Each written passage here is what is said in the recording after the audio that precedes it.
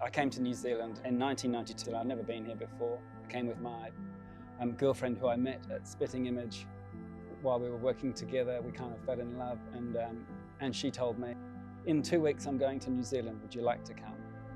So we went and moved out to Piha. I started doing my own work, and the bush and the strong forms that you get out at Piha, the nikau, utikawa, flax, just sort of spoke to me.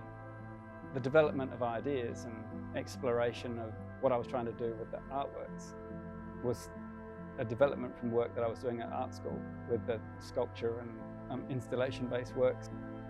Just exploring form and exploring space, but turning it into paint, I was exploring sculptural space in a painterly, in a sort of illusionary space kind of way. It's all built on mark making. It's the most important sort of aspect to what I do in a way. It's where all the magic comes from. Anyone who has any skill at painting is a skillful mark maker. That's what painting essentially is.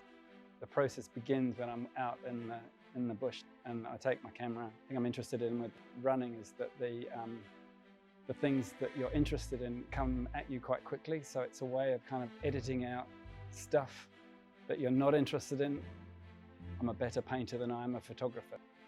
The depth of field is something that I use quite a bit, so you're kind of playing around with unfocused areas within the image. And also, interestingly enough, when you make images that have got unfocused areas, they look more real to people than images that don't have any unfocused areas. People are so used to looking at photographs that they see the depth of field, unfocused areas as something that is representative of reality.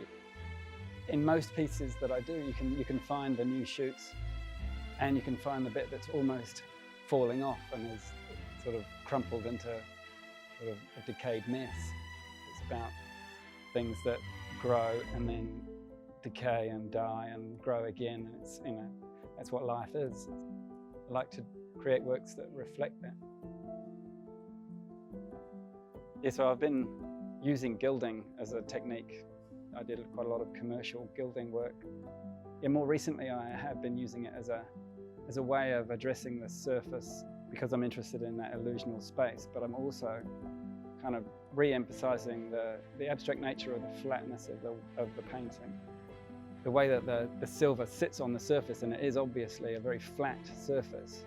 It also, because it reflects light, it also has a depth to it. As you move across the room, for instance, depending on the angle of the different sort of lighting sources, the painting elements change from being silhouetted to being highlighted. And I love that play. When you put all the elements together, it creates something that looks sort of real. I mean, everybody does that. That's painting.